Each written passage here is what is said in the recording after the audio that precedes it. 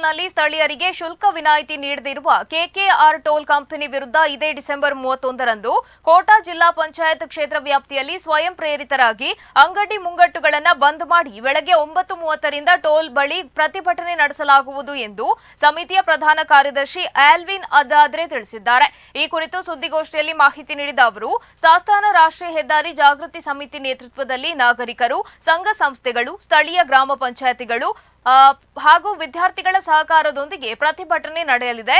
ಸಾಸ್ತಾನ ಟೋಲ್ನಲ್ಲಿ ಹಿಂದೆ ಸಂಸದರು, ಶಾಸಕರು ಹಾಗೂ ಜಿಲ್ಲಾಡಳಿತದ ನೇತೃತ್ವದಲ್ಲಿ ನಡೆದ ಸಭೆಯಲ್ಲಿ ಕೋಟಾ ಜಿಲ್ಲಾ ಪಂಚಾಯತ್ ವ್ಯಾಪ್ತಿಯ ಎಲ್ಲಾ ವಾಹನಗಳಿಗೂ ಟೋಲ್ ವಿನಾಯಿತಿ ನೀಡಲಾಗಿತ್ತು.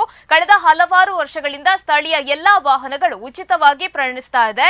ಆದರೆ ಇತ್ತೀಚೆಗೆ ಟೋಲ್ ವ್ಯವಸ್ಥೆ ಮತ್ತು ರಸ್ತೆ ನಿರ್ವಹಣೆ ಗುತ್ತಿಗೆದಾರ ನವಯುಗ ಕಂಪನಿಯು ಟೋಲ್ ಗುತ್ತಿಗೆ ಮತ್ತು ನಿರ್ವಹಣೆಯ ಹೊಣೆಯನ್ನ ಕೆಕೆಆರ್ ಕಂಪನಿಗೆ ಮಾರಾಟ ಮಾಡಿದ್ದು, ಇದೀಗ ಕೆಕೆಆರ್ ಸಂಸ್ಥೆ ಯಾವುದೇ ಮಾಹಿತಿ ನೀಡದೆ ಏಕಾಏಕಿ ಸ್ಥಳೀಯ ವಾಣಿಜ್ಯ ವಾಹನಗಳಿಂದ ಡಿಸೆಂಬರ್ 30ರಿಂದ ಶುಲ್ಕ ಪಡೆಯಲು ಮುಂದಾಗಿದೆ ಎಂದು ಆಕ್ರೋಶ ವ್ಯಕ್ತಪಡಿಸಿದ್ದಾರೆ. ಕೋಡಿ ಹಾಗೂ ಸಾಲಿಗ್ರಾಮ ಪಟ್ಟಣ ಪಂಚಾಯತ್ ವ್ಯಾಪ್ತಿಯ ಎಲ್ಲ ನಾಗರಿಕರು ಸೇರಿ ಸ್ವಯಂ ಪ್ರೇರಿತರಾಗಿ ಅಂಗಡಿ ಮುಂಗಟ್ಟುಗಳನ್ನು ಬಂದ್ ಮಾಡಿ ಬೃಹತ್ ಪ್ರತಿಭಟನೆ ನಡೆಸಲು ತೀರ್ಮಾನಿಸಲಾಗಿದೆ.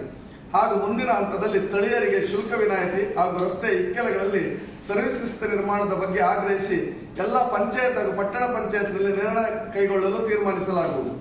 ಅಲ್ಲದೆ ಕೆಕೆಆರ್ ಕಂಪನಿಯ ರಸ್ತೆಯನ್ನು ಗುತ್ತಿಗೆ ಪಡೆದು 1 ವರ್ಷವಾದರೂ ಕೂಡ ಸಮರ್ಪಕವಾಗಿ ರಸ್ತೆ ನಿರ್ವಹಣೆಯನ್ನು ಮಾಡದೆ ಉಡಾಫೆ ಪ್ರವೃತ್ತಿ ತೋರಿಸುತ್ತಿದೆ ಮತ್ತು ಅದರಿಂದ ಸಮರ್ಪಕ ಕಾಮಗಾರಿ ಮಾಡಿಸಲಾಗದ ರಾಷ್ಟ್ರೀಯ ಹೆದ್ದಾರಿ ಪ್ರಾಧಿಕಾರ